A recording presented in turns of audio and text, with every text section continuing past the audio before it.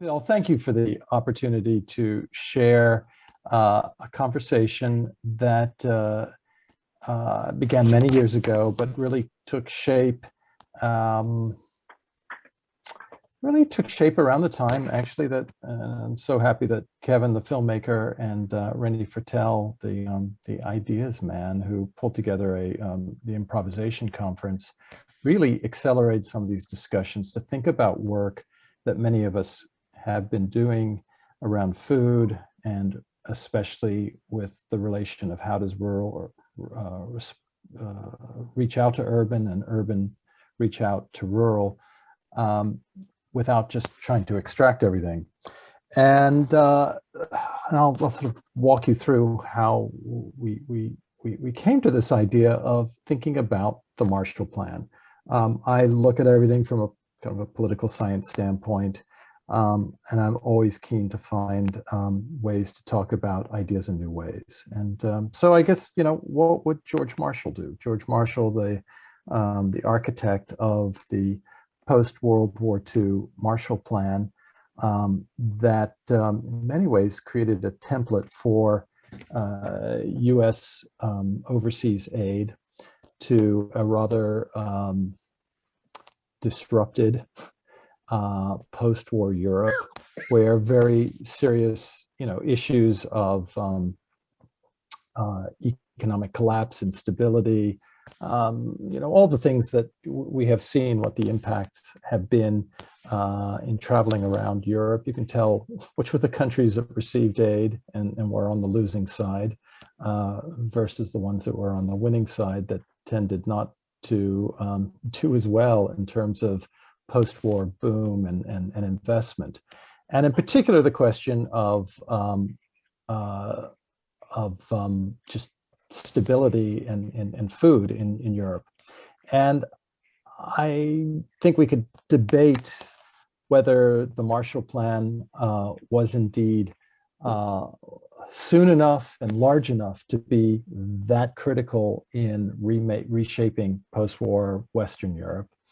But it has remained on the kind of the field of public imagination, certainly in Europe, and in many corners in the U.S. And I'd say that what particularly intrigues me, especially in conservative circles, and I do think that this idea set a template for who are the beneficiaries of foreign aid. I think you can scratch closely, and I'm thrilled that Jeff is here from USDA. I mean, so much of USDA Foreign Ag Services is setting up relationships between U.S. agriculture inputs and industry and a certain model of scale overseas. And, that can be, I think, a topic of considerable debate as to how much that helps the recipient. But I think, aside from those political debates about the value of the Marshall Plan, I think at this juncture, when the very nature of what is the role of government, with whom is the social contract, and what do we do with, and do we care about those who are far away beyond our ability to imagine that we have any obligation or relationship to them? What is the role of government? And I think the idea of the Marshall Plan has continued to be something that gets referenced because it describes an age when we did believe that government can play a creative role, and a creative role of providing, at the time it was, over $13 billion in aid over about a 3-year period for post-war Europe. There was a similar, wasn't called the Marshall Plan, although I think in Japan they sort of referred to it as the Marshall Plan of aid for rebuilding Japan.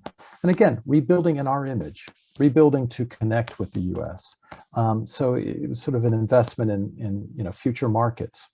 And so what it set in motion, and I'm excited for Ben to describe this, because if you have watched the 20-minute kind of rough cut of our film Lunch Money, Kevin captured Ben Burkett, who is a multi-generation African-American farmer in rural Mississippi, who has ridden the waves.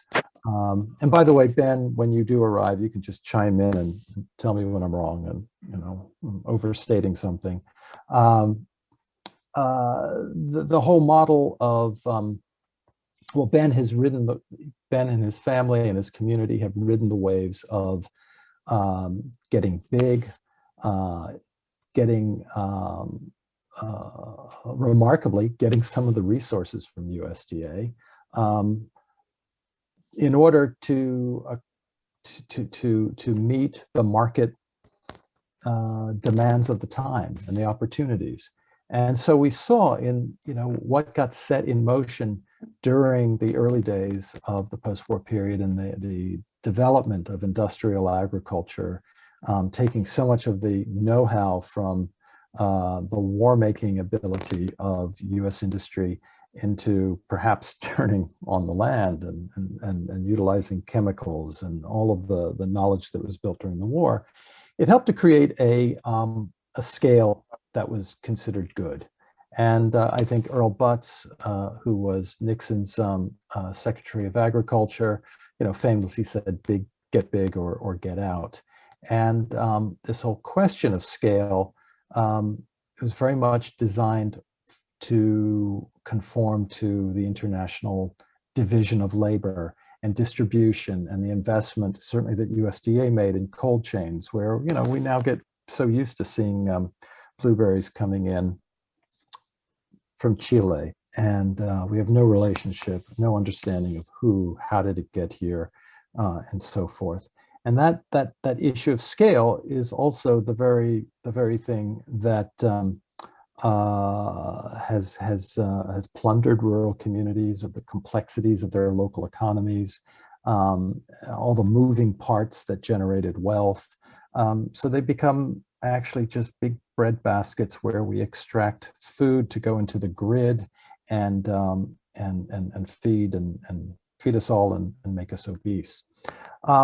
This agricultural consensus really ran all the way through. I think you could say it's still intact, but there is a growing chorus underground, regeneratively underground, that is challenging this consensus of, I think we could say, consensus of old white men in black and white photos. And I put this here just to make it clear in the photographs that George Marshall is not Earl Butz, although when you look at the photos, they almost look identical. And it's just important to say that, no, it's just another older white guy who has helped to shape the direction of agriculture. And there has been a consensus to get bigger, a consensus that you've got to get with the grid that brings the products from rural to urban and internationally through narrower and narrower grids where the power and control is extracted also from rural communities. And that has done a dreadful disservice for making rural communities not just as sort of rural factories, but as communities themselves. And this is what has drawn me into food many years ago, 25 years ago, in developing farmers markets, is we saw markets in New Orleans where I did this, not as an endpoint, but as a starting point to build relationships, a starting point to learn, a platform for learning and perhaps developing a metaphor for alternatives. So anyway, that's the white male consensus.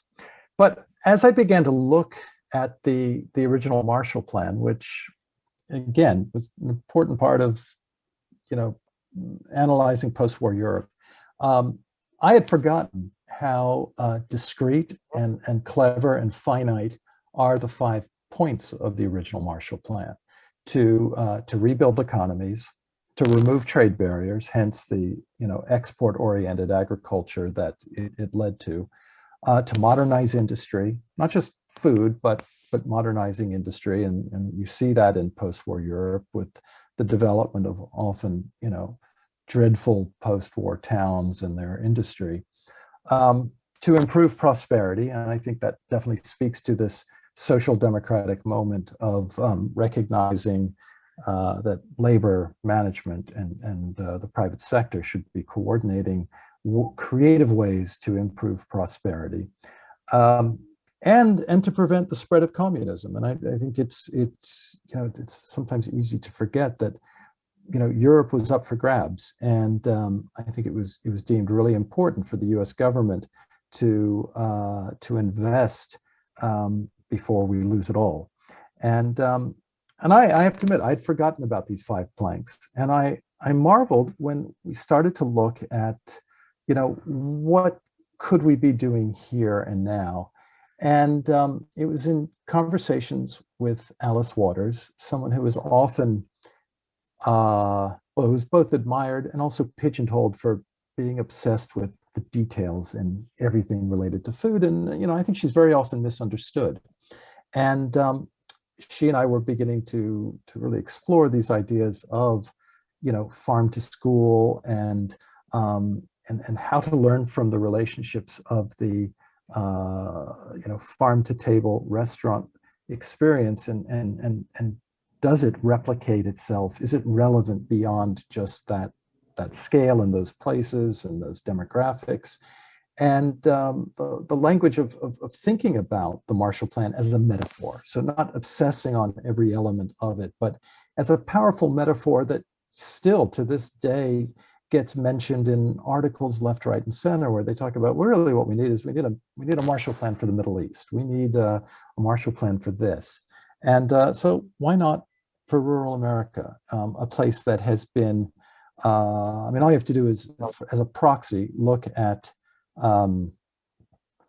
the gutting of rural philanthropy over the last 20 years in particular. Mm-hmm. So little money goes to rural communities, so little money is invested in leadership in rural communities, as we have become, absolutely entranced with the city.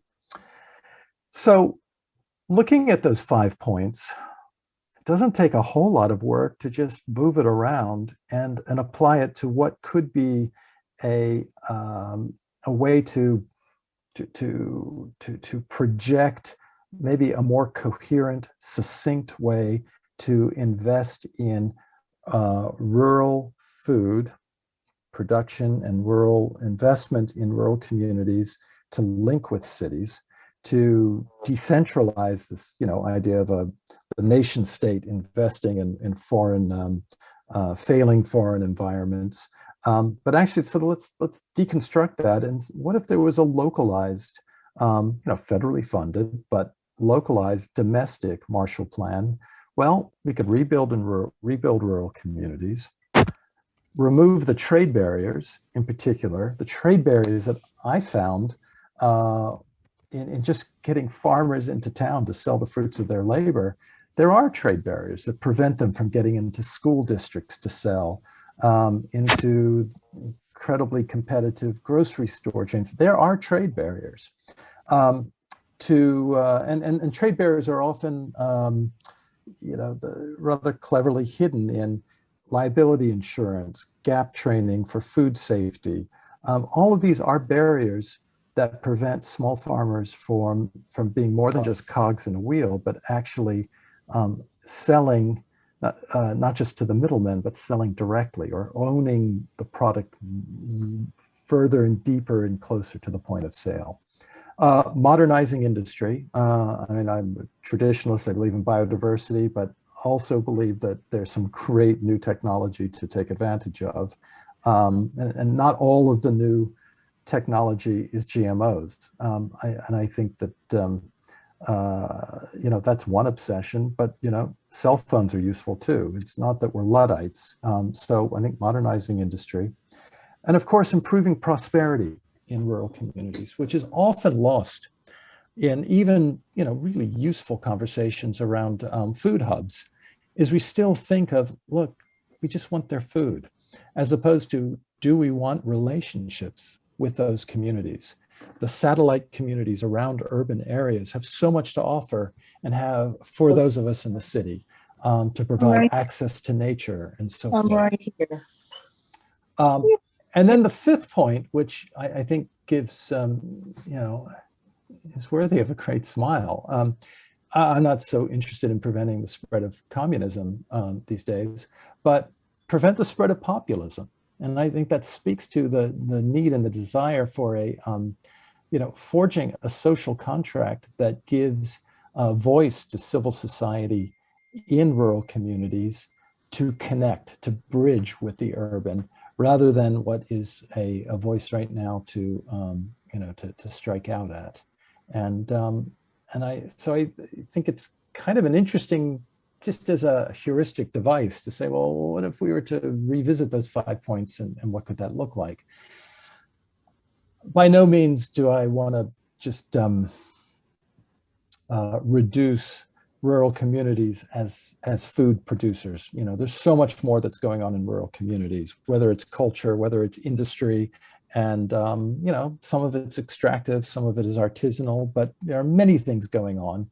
But food is, I'm from New Orleans, so food is what I obsess on. Food is what I talk about, and then I eat and cook, and then we talk about what we're next going to eat and cook. So food is an extraordinary lever for change. And in New Orleans, we established an organization in 1995 that grew out of a social justice center at Loyola University, which I think will speak to some of the conversations as we dive deeper into this.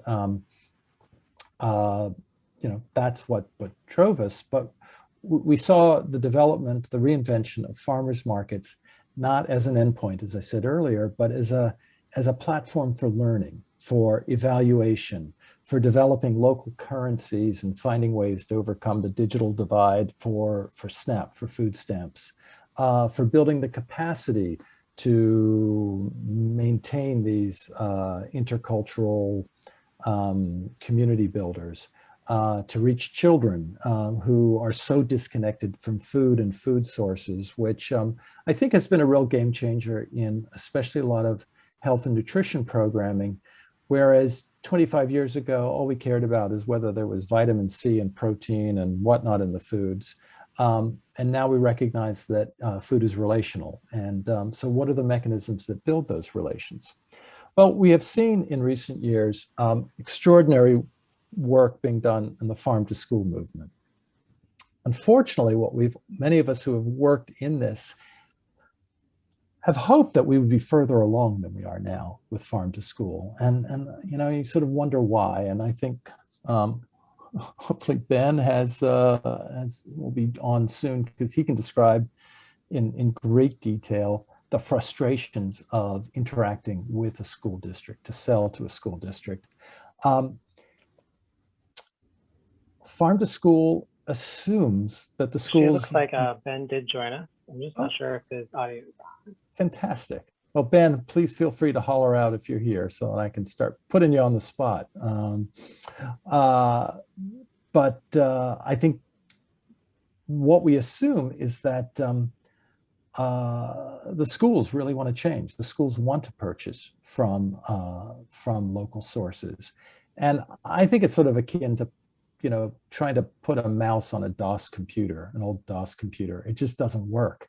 The structure and intent of the school system is to almost be like a fortress that prevents local food from getting in, even despite the fact that what good it will do for, even just on a tax basis standpoint of spending money locally. There's many real reasons why you cannot get local food into schools, and described what some of those trade barriers are earlier, whether it's the manner in which they can use the food, because they may not have kitchens anymore. It's all centralized with a corporate commissary because it's outsourced. Liability insurance, and the farmers themselves may not have the infrastructure to sell. All the more reason that why we focused on the Indian Springs Farmers Association is that they have the intent. they have the infrastructure, they have all of the elements that prepare them to sell to schools. But I think that this cultural gap exists all over the country. There are great success stories of getting into schools, but they're far and few between. For us in New Orleans, we found that, crisis, and my goodness, I think crisis seems to be now the norm, with Hurricane Katrina helped to transform some possibilities. And with Hurricane Katrina came the gutting of our city, of our people, and the collapse of our sort of centralized public school system in Orleans Parish. It was replaced with a citywide system of charter schools, which is a little chaotic. It's crazy, but it also means that we saw an incredible amount of innovation.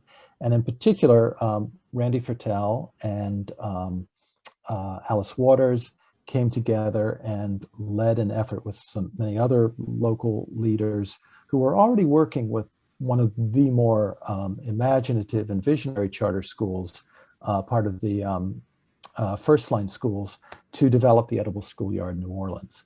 And I'd say that, even much to Alice's acknowledgement, some of the things happening in New Orleans are far more advanced than even where they've come in Berkeley. And we now have five actual school locations. Yeah.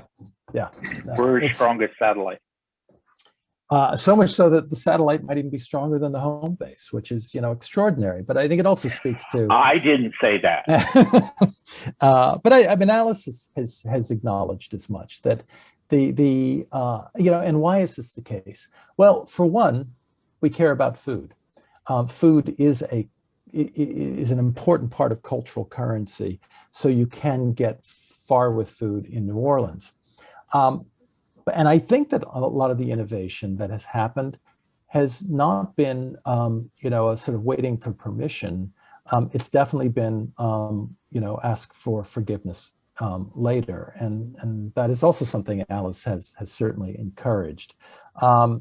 And I'll describe to you some of the ideas that led to this idea of thinking about the Marshall Plan. Every fall,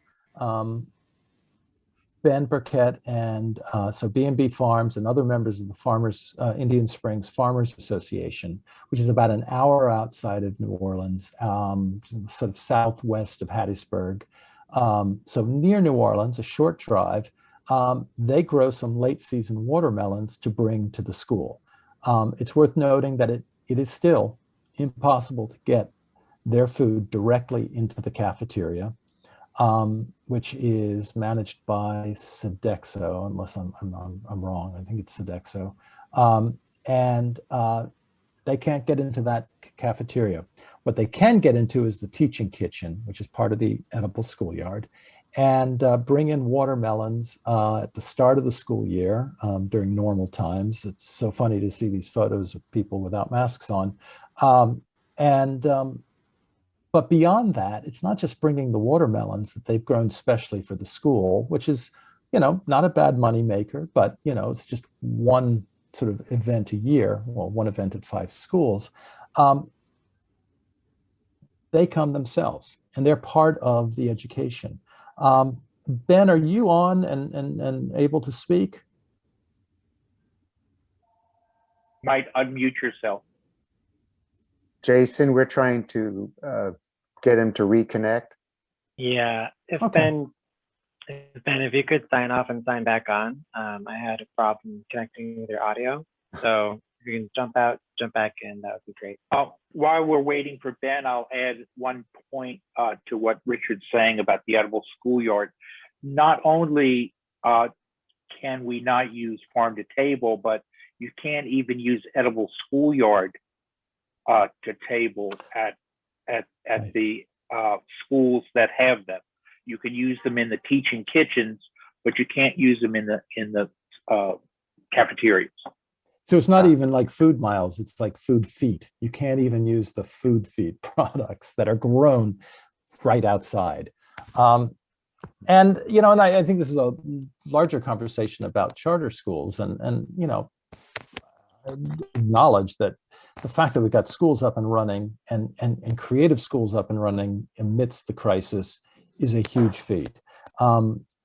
As a charter school, figuring out how to feed the kids, first things first. But when you sign over to Sodexo, I mean, their goal is not to be the sort of ultimate farm to table operation. They're feeding the kids, and there's lots of complex rules and regulations involved. But just because you can't get the whole enchilada, as they say, you still find where you can get in. And you get in creative ways, through teaching, through events, eating outside in the garden itself. And so I think this idea that the farmers just want to sell the products, they want to make the money, it doesn't matter what middleman it goes through. Well, there's another model, and the model is actually the rural farmers investing in the urban community, developing relationships, sharing insights, knowledge, history, culture. And this is very much in keeping with this idea that really, the thinking about the Marshall Plan is that so much of the farm to school conversations are about changing the culture of the school. No question. The cafeteria, how do you get into the cafeteria? There's been some great innovative ways to get in, but largely it hasn't yet worked. But it also requires investing, and I think especially investing in rural communities so that they benefit, because the price point that you earn to sell to the school cafeteria, you're not going to get rich selling to the school system. We spend so little money on our kids that by the time you go through the middleman who is prepared and approved to sell to the school system, it's hardly worth even being in that business.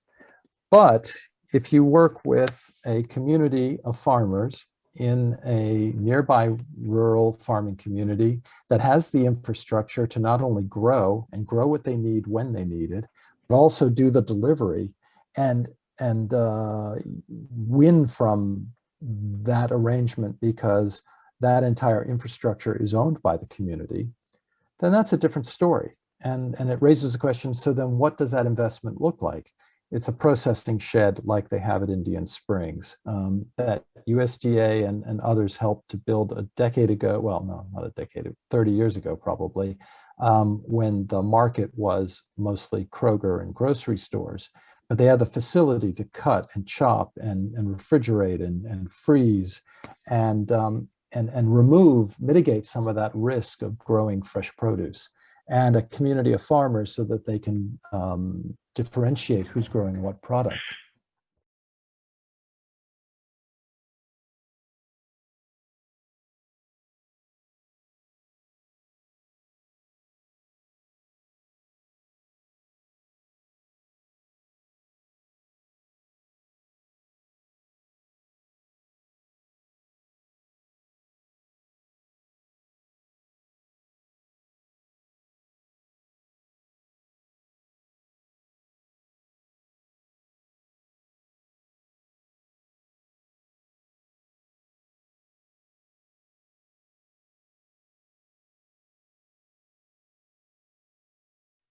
As opposed to the system where low-income students get free meals and those who don't fit those requirements pay for their meals, it creates a great deal of embarrassment. It's complicated. It creates a lot of extra work for food for school districts. Mhm. And as a result, a number of school districts have said to hell with that. It costs us more to segregate that out than to just give give universal free meals.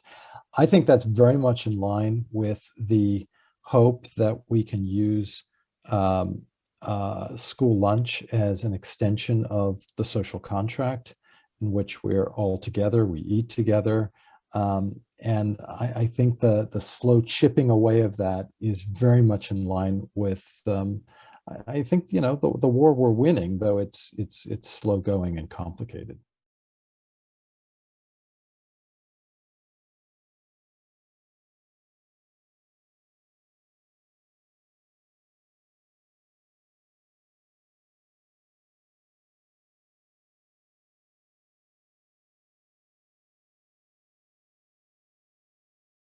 think the development of schools, I mean, there's this kind of, uh, libertarian anti schools as being centers of community, kind of nanny state, just let them be schools, um, you know, position on one hand.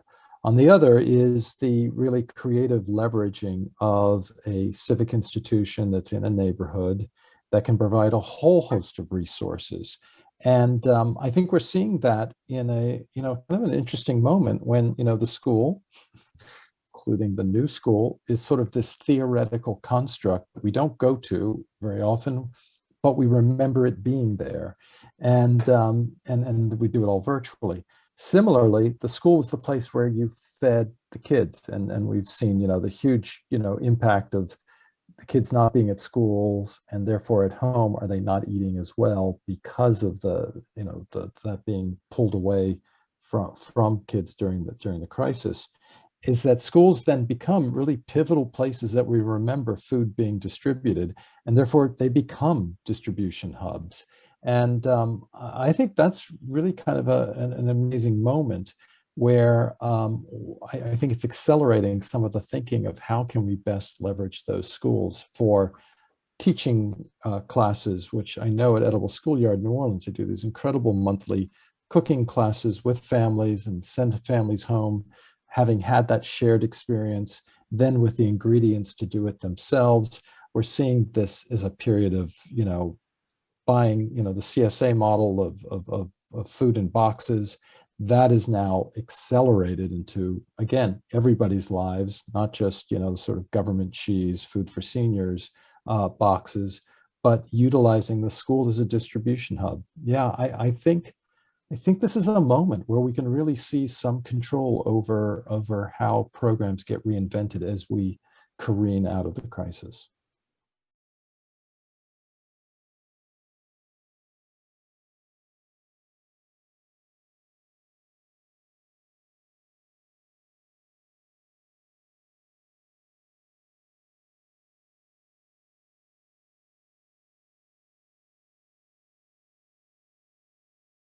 I was thinking a lot about how the co-op and Ben and his operation and all can benefit through ideas like the Marshall Plan. As I got to know Ben, Richard's known Ben for what, 25 years or something, and worked with him. And there's that quote in the movie that, Ben was looking for someone like Richard to get him into the New Orleans market. As I got to know Ben, I got to know what he was up against as a businessman and all. And so that's something I think that we don't think about that much as consumers of food, in terms of what farmers have to do to, and the markets that they have to work with. There's one little bit where Ben not only mentioned that, that they're trying to be in the schools. The co-op answered the idea that you need to answer these regulations. You have to have a HACCP plan.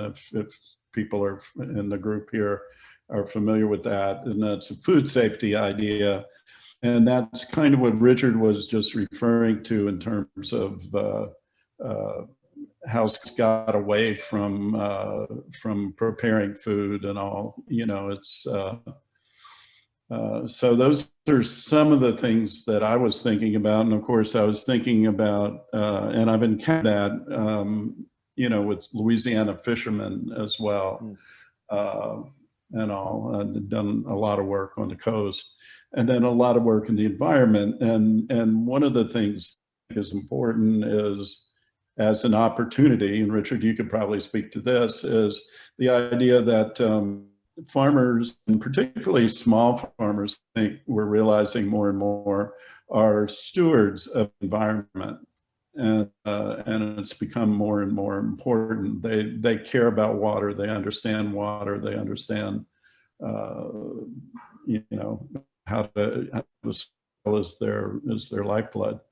So a lot of those, I was aware of a lot of those issues, as well as what we were talking about in terms of edible schoolyard and in terms of how to get into these different areas. Ben, if he were here, he just spoke with him Tuesday. I kind of had a meeting with him Tuesday, and he was talking about there's a new, there are a number of churches now who are dealing with distributing food. I think there's, you know, race comes into play there in terms of, in the South at least. I don't know, Sarah, as far as New England, and I hope it's better, but that idea of $1.66 for food for kids every day, and a lot of those kids are relying on the school for their one good meal a day, nutritious meal a day, and all. So those were a lot of issues at play that may or may not have been in the movie as well, and of course the idea of the Marshall Plan with its various categories of that all play into, you know, farming and business and all. Yeah, thank you.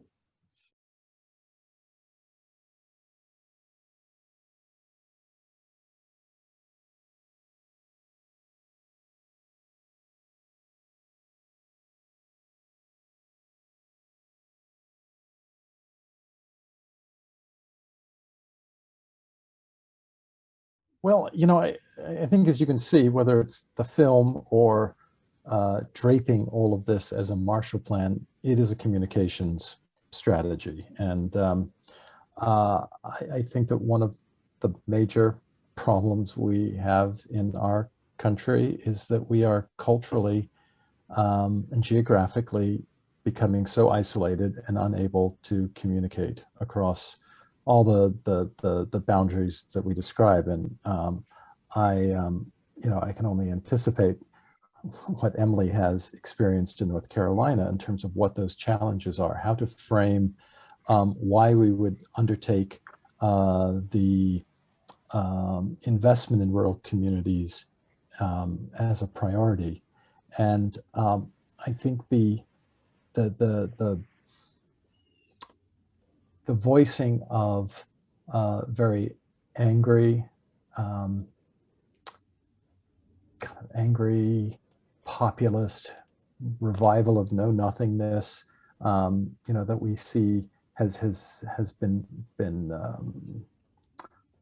successfully capturing popular imagination, you know, not just in rural communities, but in suburban communities, is an indication of just what hurt looks like, and how lost communities are in. And I think this is certainly the Anytown, you know, America problem, where all of the landmarks that describe and define why we live in these places are disappeared. And Ben describes that in his film, where there used to be, you know, the local bank, there used to be the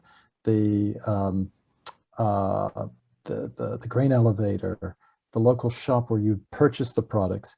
All those mechanisms help to create community. And if we simply extract, with this large scale agriculture, extract all of those instruments, we also extract community, the sense of community and the ability to build, to generate wealth. And populism preys on that. You know, whether it's populism of the left or the right, I mean, right now it is the right, it has simple solutions for very complex problems. And I think what Emily will describe is these are very complex problems and we need lots of complex solutions. The hope in framing it within something familiar, like the Marshall Plan, and taking that rather familiar and jiggering it a little bit is an attempt to try and communicate and simplify some of these ideas that we need to create a culture of bridging between urban and rural, and that while this is a rural plan, of course, there's an urban benefit among young kids in schools. They benefit. So it is really a plea for regionalism and for bridging between communities that have lost track of how to communicate to one another and seeing Could a I shared speak to shared that? environment. Go ahead. The populism theme struck me too, and I've been writing a lot about Trump as a dark improviser, so I've been thinking a lot about populism. And you know, he was so great at convincing the Rust Belt, for example, and the Coal Belt that they had not been heard, and he heard them. He was listening. Well, we know he wasn't, but we can't address the Rust Belt problems, but we can address the farmer who also feel they aren't being heard. And we can't get rid of industrial farming. It's feeding the world, quote unquote, but we can inspire little nuggets of organic farming. And we can, well, anyway, I think it is an important piece of this. And it gives me some hope. It won't be easy to make this happen, but it's a good way forward.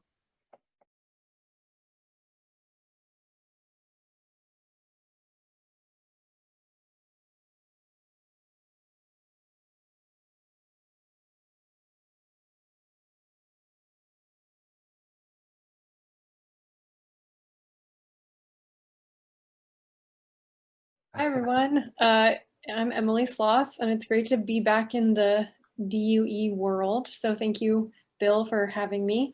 And it's so great to see many familiar names and faces. Yeah, so I live in Hillsborough, North Carolina. It's about 20 minutes outside of Durham. It's in the Piedmont region.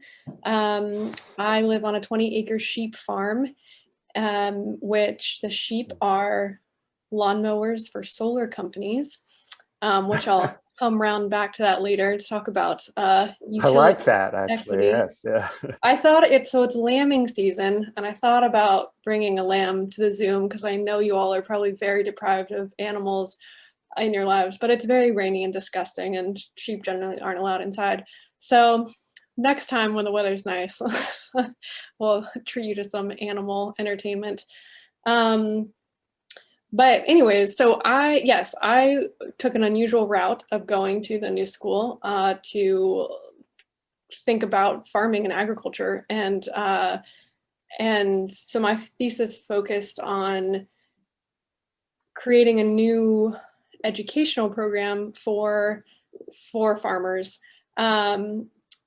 based on this kind of, you know, we're moving away from industrial agriculture, or at least in like our thought leaders are, where that's still obviously our dominant paradigm of how we're getting most of our food, but we've moved more towards sustainable agriculture. But my thesis really focused on how that falls short in terms of we're still, well, and a lot of what Richard is talking about of, you know, we have these, we have a lot of farmers markets and, you know, farm to table, and there's certainly a strong movement, but it's not, we can't get it in schools. We can't scale it up in a way that really can make it more impactful and really challenge industrial agriculture. So a lot of what I kind of investigated, which I'll put up this one diagram from my thesis, which I think is most helpful in understanding where it's coming from.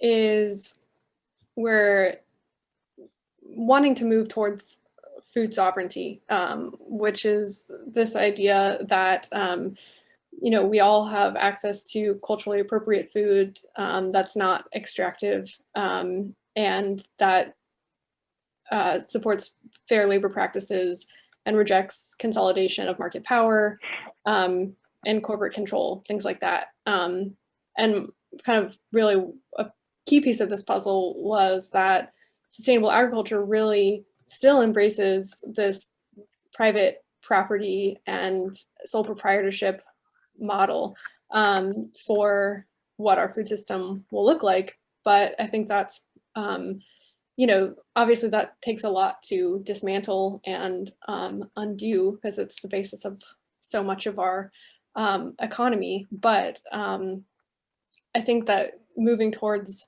this other step of rejecting these market-based solutions that have given us this very extractive food economy is a direction to move in. And so what my thesis talked a lot about, how do you create now then an educational program to teach this kind of other way of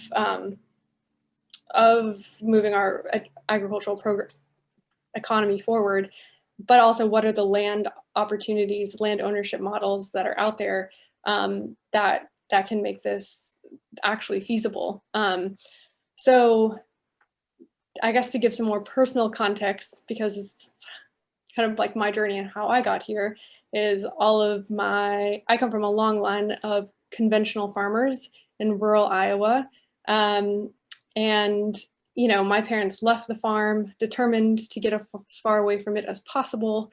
And then upon graduating college, I immediately went into small scale sustainable farming. And only through the inherited wealth that comes with family who owned farmland am I now able to have farmland of my own. But if we are going to repopulate, you know, the countryside and have a new generation of farmers, because it does take a lot of labor to move away from industrial agriculture, then we also need other land models of how we get more people back on farmland and back in rural communities. And so I really resonated a lot with the things that Richard talked about in the rural Marshall Plan for America, because there is this hollowing out of infrastructure and of and just of communities here. When you get big, you consolidate land, you need fewer resources and infrastructure to keep many families here. But at least where I am, in a lot of North Carolina, we're seeing a huge population increase in the rural areas. And some of the biggest limiting factors are poor infrastructure. We don't have good internet. We don't have other important utilities and resources that make living in rural communities accessible to all kinds of people.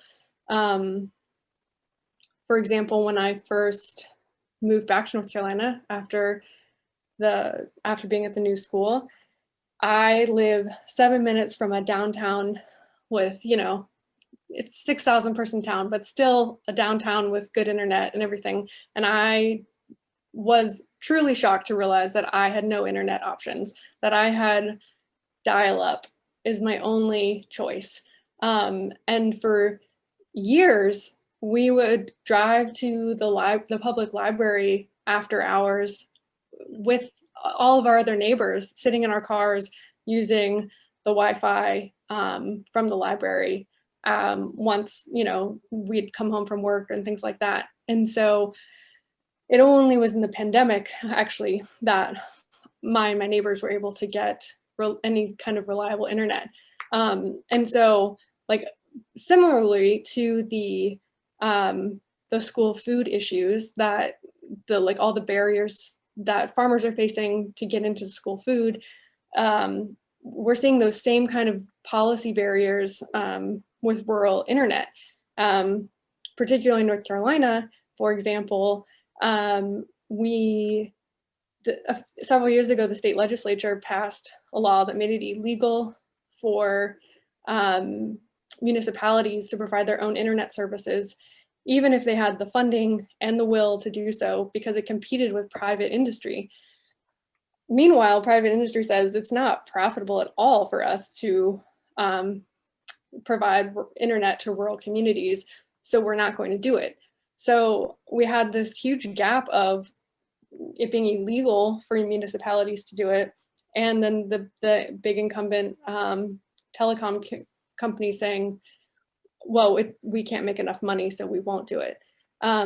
And so it wasn't because there was like a lack of will or need, but it was just some really bad policy, which similarly here in North Carolina with our school food programs, it's mostly bad policy that's preventing farmers from being able to sell to schools, because it is a great idea and a simple and eloquent one if we could just, you know, have the right pieces of that puzzle. And so, yeah, I was going to talk a little bit about like where I've taken my thesis work after the new school. So I spent a year working for a rural broadband company because spurred by my lack of internet, I decided I could at least try my best to help bring that to my community. And currently I work at a credit union and a CDFI, so a Community Finance Development Institute. And so I and work specifically with food system policy and our food sector lenders to try to develop ways that we can increase capital access to food entrepreneurs, particularly small businesses owned by people of color. And so kind of all of these pieces of this puzzle of that I'm kind of crafting together here of trying to figure out what does it look like to run a small sustainable farm in my spare time, because that is not something that currently can be actually a living based on all of the limitations and just it's hard work and it's a lot of, you know, labor and time and all that. So that's currently kind of on hold or on the side as trying to figure out ways to kind of put more of these pieces together to build more cooperative farming opportunities for myself and my neighbors. And so what I'm trying to work towards is figuring out how do we combine opportunities for rural broadband, for utilities like solar companies, and combining that with agriculture. So how do you take all these, there's a lot of families, particularly Black families around here that own farmland and have maintained it, but don't have the ability to scale up to become, you know, a larger industrial farm, or don't have the labor to then be a smaller, more sustainable farm. And so there's one group that I work with who are trying to install solar farms on smaller family size agricultural land. And then if you can include things like sheep or other agricultural things, that land can then stay in agricultural use, which has significant tax implications for a lot of people. And so figuring out how do you take all these different pieces of a system and put it together so that, you know, you're producing benefit in multiple ways. Like if you're installing a solar array, can you also include a broadband tower at the same time? Can you also have sheep grazing under the panels? And then how do you do that in a way that allows those farmers to not have to carry the burden also of doing all of the business and marketing pieces by themselves? So there's, you know, the rise of the kind of young, hip farmer's market farmer that is suddenly responsible for all aspects of a business. You know, they have to do their own branding and their own you know, every piece of the puzzle. They're a mechanic to a social media influencer. And I think that's the piece where cooperatives really come into play, and where I was really excited for Ben to tell me more about his, you know, his work,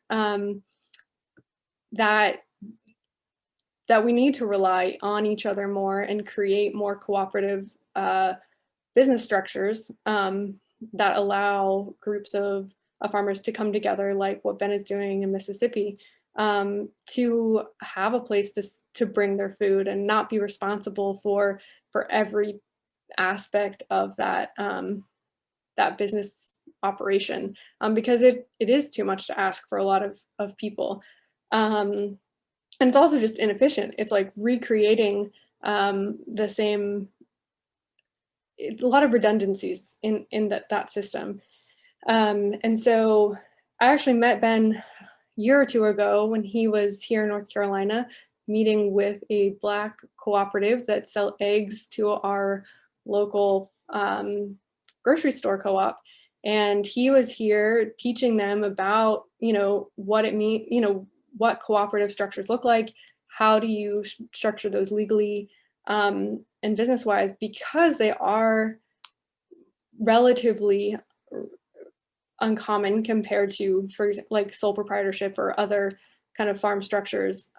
We don't have great financing systems or legal structures that really support cooperative business models. And so that's also a piece of the work that I'm doing in my day job, working at a credit union in CDFI, is figuring out, we've created, you know, legal and financial structures that really benefit certain types of businesses, and how do we change those policies and make those structures more accessible to a more diverse type of business, and you know, and really challenge that dominant structure that is there, so that we can have hopefully more resilient and more diverse rural economies. And so, yeah, I'm not quite sure what it all looks like yet, but it involves some utility equity, rural broadband, some sheep, and you know, hopefully a whole lot of other people involved in it, because there's not, you know, there's a lot, especially in the pandemic. I think it's a lot more people are realizing we could live anywhere we want, but if the infrastructure is not there to have internet, to have a decent grocery store, things like that, then that does provide some serious limitations of how rural communities can grow, because it does feel like now is an amazing time to really like have, you know, I mean, you probably all are seeing it in New York as people are dispersing for more beautiful places right now, and it's a lost opportunity, I think, and but also maybe this will be what really spurs people to invest in this infrastructure, and maybe with this you know, influx of funding that we would need, and real, you know, pretty substantial policy to make these changes at this kind of national level. But I think there's a lot of opportunity for that.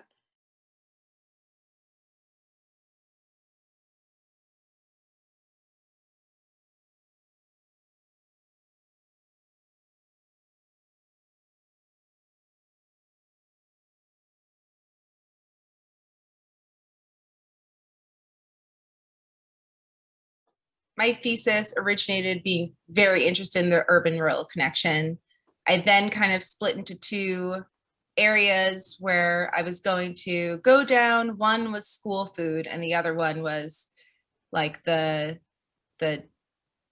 local economic engines of hubs and food ports in distributed throughout New York, rather than in its current state, which is all condensed in one location. So on the school food side, New York City is, I think, New York State. The regional policy manager I spoke with in September, and they had done for the school to institution, I forgot what their organization is called, but for the school to institution policies. And they studied only New York State schools trying to implement farm to institution models. And they noticed that in areas where there is, in whiter, wealthier areas, they are able to more easily get the funding or whatever necessary, the public support necessary through PTAs and otherwise to actually make these connections happen. So that was kind of one of their first major insights. And then one of the things that I really understood about New York City public schools versus private or charters is that the entire New York City public school system, which serves 1 million children, has a single school food authority. So that what the regional manager said was the biggest issue is that farmers don't necessarily want those contracts, because if something happens and they're weather related, whatever, crops don't get to the yield that they wanted, this contract is not able to be supported, and that is a big issue. The city just put out a 10-year food plan, which I'm trying to find the PDF to send to you all. And some very interesting things were there, including trying to get kitchens back into schools, prep spaces back into schools, because they're pretty much completely done away with. The other thing was trying to find some type of way to partner the prepared meal providers with local and regional farmers and their produce. So that was one of the things that the city just announced. What else did I write down? The charter schools, because they don't have to purchase through this school food authority, they can find their own vendors, and they tend to be much higher quality, much better food, and more variety and more culturally appropriate. And there are some really interesting charter school based food servicers that are really trying to build their own connection to regional farmers.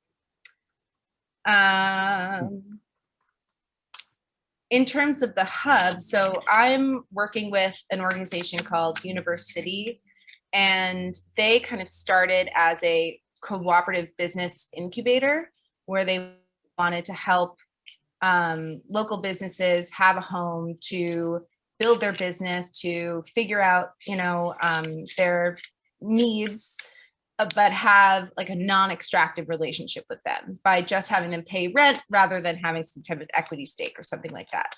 During COVID, they expanded to be basically emergency food provider and helped in connecting City Harvest with NYCHA community centers, and basically funneled like 2,000 of those fresh food boxes every week to 15 different either senior centers or community centers throughout Brooklyn, as well as supplying all of the free food fridges in that network. So their big interest is to be able to be not only be a food port, which is something a bit larger than a food hub, which provides not only the aggregation, distribution, and like marketing logistics, but also to produce food, to have a circular system where they also deal with organic waste, and to have like an educational agri-tech component. So, and they want to do it within East New York Industrial Business Zone and try to make sure that they have workforce training for the people of the community to then be brought into the agricultural system and have, be prepared to, maybe it is go upstate and work on a farm. Maybe it is start their own cooperative farming business with a bunch of people that all graduate from this program. So like, that's kind of the larger goal. Yeah.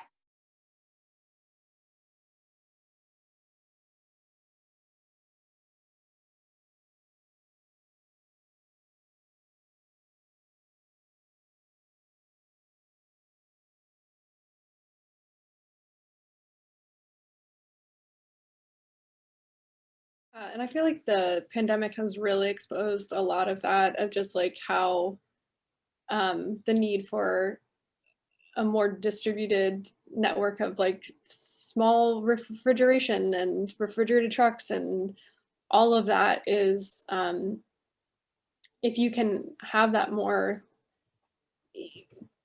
of those, maybe smaller of those that are more spread out, that it does make it more resilient. I know that's something in the early pandemic that we saw a lot of requests for, was like, we just needed refrigeration. That for like, as people moved away from doing these wholesale accounts that had all been shut down to suddenly, yeah, produce boxes were going directly from farmers to restaurant workers who were out of work, or, the food distribution started happening at a much more local level, but there were huge pieces of the infrastructure that were missing. Or we see that with like small scale meat processing. The sheep that don't become lawnmowers, that for whatever reason, they go to the meat processor. And, we're currently making, we have to schedule a year in advance now to get into a processor, which before the pandemic was not the case.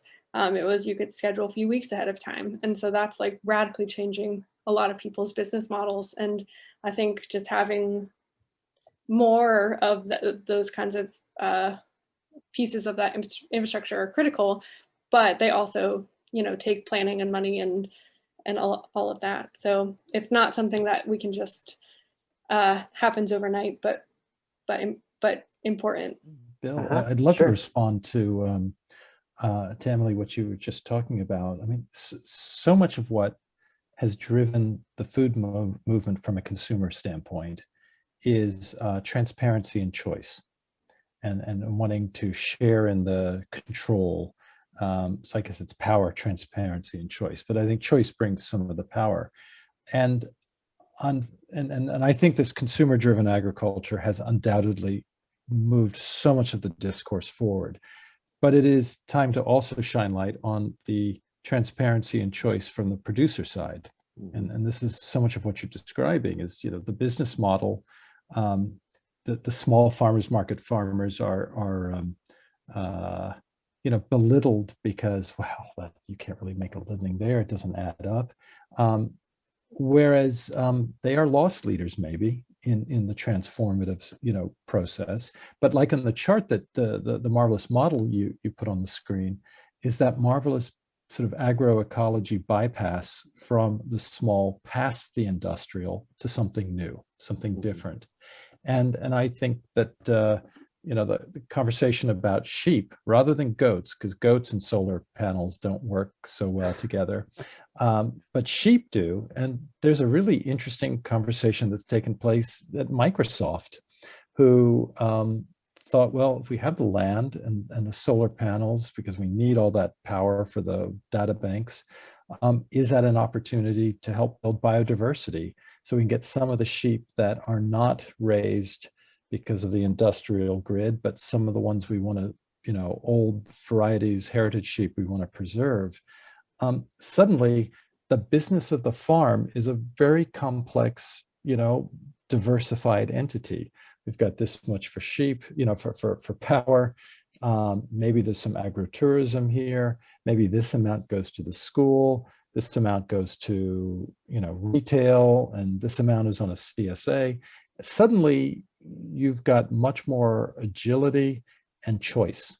so that and I think these shocks to the system, when one channel goes down because of an unexpected, I don't know, plague, do other channels open up? And I mean, I think both Randy, Kevin, and Ben and I can say that, you know, our lives are shaped by these crises. The hurricanes ones are perpetual and recurring examples of collapse and chaos is just around the corner. Mhm. So the more agility and choice that we have and allies, the better. Yeah, I have a- absolutely. I mean, just as we don't want a monocrop of a cornfield, you know, we don't transitioning that to having a diversified like vegetable plot to sell at farmers market.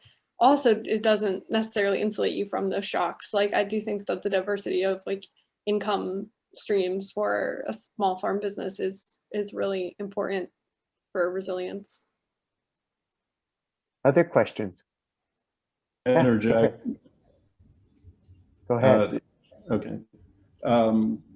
Just to interject, the recent weather bomb that hit the entire country, I guess, I asked Ben about how they fared, and he has one member who her entire operation, I guess, is under greenhouse, plastic greenhouse type things. They were all destroyed. And the co-op as a piece of resilience or an opportunity, whatever you want to call, will help her at least rebuild the one of them that she needs to get up and running with and all. And I believe they're going to do it. I wish he'd speak to it, or he was here to speak to it, but they're going to do it as a sort of a bridge loan, you know, where they're there, they get her taken care of, they get her up and running, she gets her products and pays it back later. So that's just a very simple, low example of what happened with what you're just talking about, which living on the edge of weather.